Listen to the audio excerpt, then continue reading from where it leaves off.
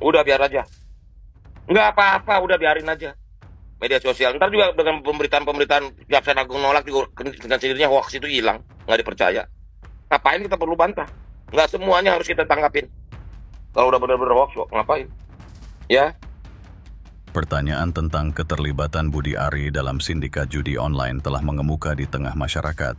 Setelah penangkapan beberapa mantan pegawai Kementerian Komunikasi dan Informatika, Kominfo, isu ini semakin hangat dibicarakan.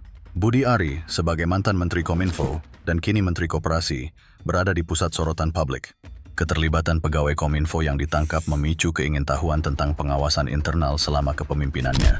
Di masa jabatannya, Budi Ari diakui sebagai sosok yang tegas dalam memberantas isu judi online. Di bawah kepemimpinannya, Kominfo berhasil memblokir hampir 4 juta konten terkait perjudian. Namun, terungkapnya keterlibatan pegawai yang seharusnya menjaga integritas justru membuat banyak orang meragukan efektivitas tindakan tersebut. Masyarakat mempertanyakan, apakah upaya besar dalam memblokir akses ke situs-situs judi hanya sekadar formalitas tanpa dasari pengawasan yang tepat? Budi Ari telah membantah tuduhan keterlibatannya dalam perlindungan situs judi. Ia menantang para pihak yang menuduhnya untuk menunjukkan bukti yang mendukung klaim tersebut. Dalam penjelasannya, ia mengingatkan bahwa fokus utamanya adalah pengawasan ketat terhadap aktivitas judi online. Meski telah berpindah ke Kementerian Koperasi, komitmennya untuk menindak tegas kegiatan ilegal masih tetap ada di benaknya. Masyarakat pun menunggu respons nyata dari pemerintah terkait pengawasan dan penegakan hukum yang lebih baik di bidang ini. Kontroversi ini lebih daripada sekadar individu, melainkan sebuah refleksi tentang integritas lembaga pemerintah. Masyarakat tidak hanya ingin tahu tentang Budi Ari, tetapi juga tentang sistem pengawasan yang ada di Kominfo. Dengan munculnya isu ini, tantangan besar bagi pemerintah adalah membangun transparansi dan akuntabilitas. Apakah investigasi akan dilakukan untuk menelusuri lebih dalam keterlibatan pegawai yang memasuki dunia judi online? Dalam dunia yang mengandalkan kepercayaan publik, pemerintah diharapkan berani mengambil langkah nyata untuk memulihkan kepercayaan masyarakat terhadap lembaga-lembaga negara. Investigasi yang komprehensif tidak hanya akan memastikan keadilan, tetapi juga menjadi langkah krusial dalam mengoreksi fungsi internal Kominfo. Sementara isu ini terus berkembang, penting bagi para pemangku kepentingan untuk mendengarkan suara masyarakat dan mengambil tindakan yang diperlukan agar kejadian serupa tidak terulang di masa depan.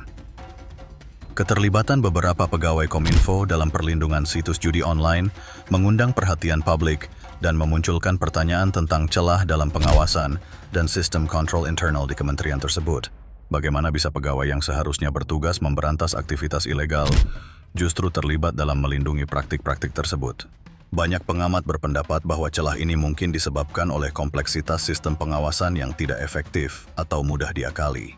Dalam kasus ini, pegawai yang terlibat memiliki akses langsung ke sistem yang seharusnya digunakan untuk mengawasi dan memblokir situs-situs ilegal. Beberapa dari mereka diduga menyalahgunakan wewenang ini untuk memberikan perlindungan bagi situs-situs judi online, bahkan dengan sengaja menyembunyikan informasi yang seharusnya diakses oleh atasan mereka. Sebagai contoh, pegawai yang terlibat bisa saja memanfaatkan data dan perangkat lunak di Kominfo untuk mengetahui kapan dan bagaimana pemblokiran situs akan dilakukan, serta merancang cara untuk mengelabui sistem.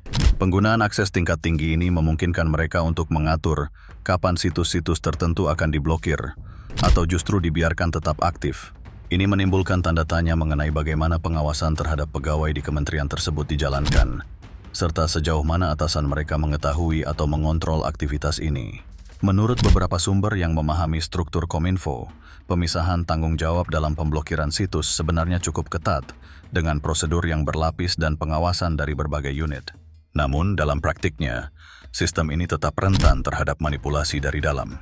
Para pelaku bisa saja bekerja sama dengan pihak-pihak eksternal, seperti pemilik situs judi online atau pihak ketiga, yang memberikan imbalan besar sebagai iming-iming untuk terus melindungi situs-situs ini. Selain itu, terdapat isu terkait transparansi dalam pelaksanaan kebijakan pemberantasan judi online. Publik meragukan apakah semua tindakan pemblokiran dan pengawasan benar-benar dijalankan secara konsisten, atau ada beberapa situs yang sengaja diabaikan demi keuntungan tertentu. Hal ini mempertegas tantangan yang dihadapi oleh kementerian dan pemerintah dalam menjaga integritas lembaga negara yang seharusnya menjadi garda depan dalam memberantas kejahatan cyber. Di sisi lain, isu ini juga mengungkap tantangan lebih besar dalam pemberantasan judi online secara menyeluruh. Jika oknum di lembaga yang berwenang justru terlibat dalam perlindungan situs judi, hal ini bisa melemahkan kepercayaan publik pada pemerintah. Pemerintah kini dihadapkan pada tantangan untuk memastikan bahwa kontrol internal benar-benar efektif, dan mereka yang terbukti terlibat harus diproses sesuai hukum yang berlaku.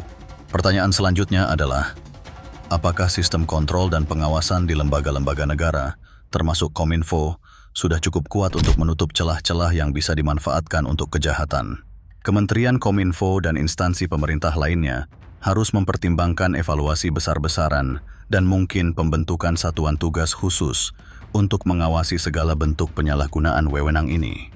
Kasus ini diharapkan menjadi pelajaran bagi semua lembaga pemerintahan agar lebih berhati-hati dan transparan dalam menjalankan tanggung jawab mereka demi menjaga kepercayaan masyarakat.